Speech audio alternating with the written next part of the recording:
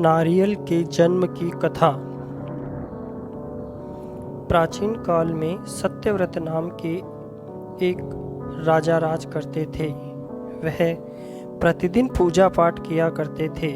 उनके पास किसी भी चीज़ की कमी नहीं थी। वह धन दौलत से लेकर हर प्रकार की सुविधा से समृद्ध थे।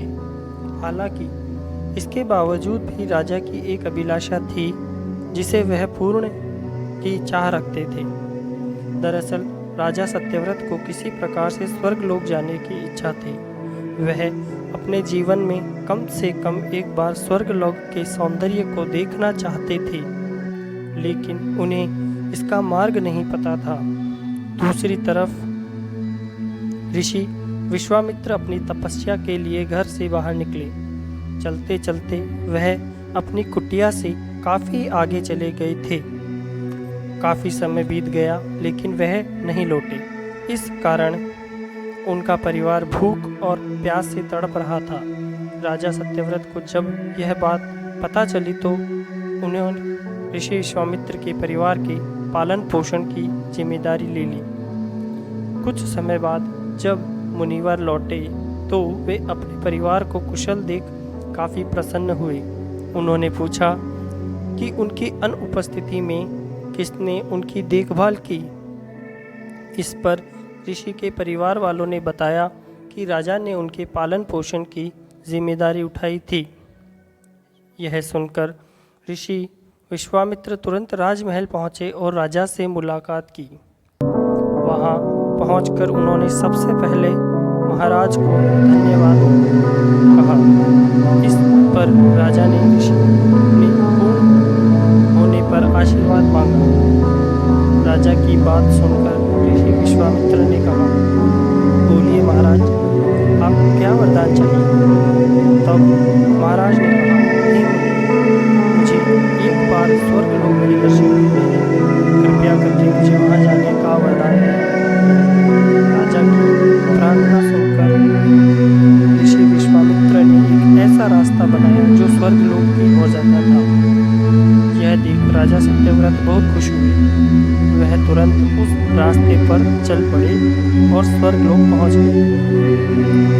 यहाँ पहुंचते ही इंद्रदेव ने उन्हें नीचे धक्का दे दिया, जिसके कारण वो सीधे धरती पर जा गिरे।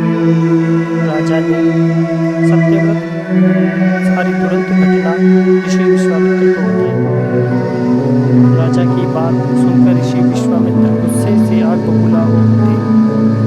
उन्होंने तुरंत सभी देवताओं को इस बारे में बात की, इस समस्या का हल निकाला, जिसके बाद राजा के लिए एक नया स्वर्गलोक बनाया गया। नए स्वर्गलोक को पृथ्वी और देवताओं के स्वर्गलोक के बीचों बीच स्थापित किया गया ताकि किसी को परेशानी ना हो। नए स्वर्गलोक से राजा सत्यव्रत तो बहुत खुश हुए, लेकिन विश्वामित्र को एक चिंता लगातार सता रही थी।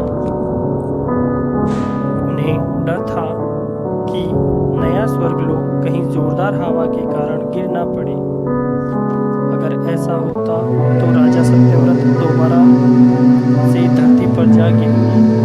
काफ़ी सोच विचार के बाद ऋषि विश्वामित्र को एक उपाय सूझा। उन्होंने नए स्वर्गलोक के नीचे एक बहुत लंबा खंभा लगा दिया ताकि उसे सहारा मिल सके। ऐसी मान्यता है कि नए स्वर्गलोक के नीचे लगाया गया खंभा एक विशाल पेड़ बदल गया। यही नहीं, कुछ समय पश्चात जब राजा सत्यव्रत की मृत्यु हुई तो उनका सिर एक फल में तब्दील हो गया। सभी से इस खंभे नारियल का पेड़ कहा जाने लगा, जबकि राजा का सिर नारियल के रूप में जाना गया। यही कारण है कि नारियल का पेड़ इतना लंबा होता है